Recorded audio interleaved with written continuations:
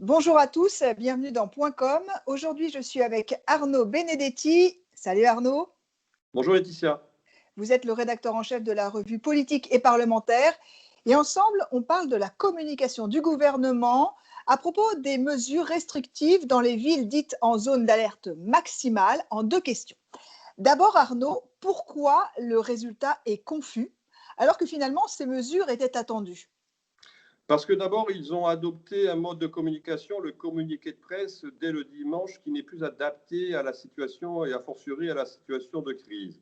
Ensuite, parce qu'ils multiplient les émetteurs. Un jour, c'est le Premier ministre, un autre jour, c'est le ministre de la Santé, un autre jour encore, c'est le préfet de police. Donc, on sait très bien que la multiplication des émetteurs, en général, ne facilite pas l'appropriation des messages.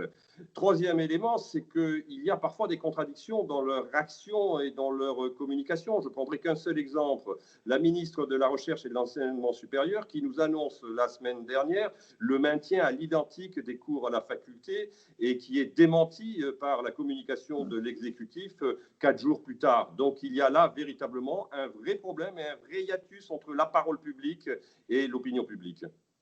Deuxième question, on sait que cette confusion ajoute à l'inquiétude.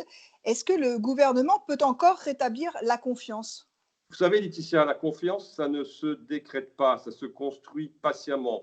Or, depuis le début de cette crise sanitaire, on voit que l'exécutif a une communication qui s'efforce en permanence de rattraper le fil de la confiance. Il n'y parvient pas. Il y parvient d'autant moins ces dernières semaines qu'il communique à profusion, comme s'il pensait que la profusion de messages allait rassurer l'opinion publique. Or, à un moment donné, trop de communication finit même par tuer la communication.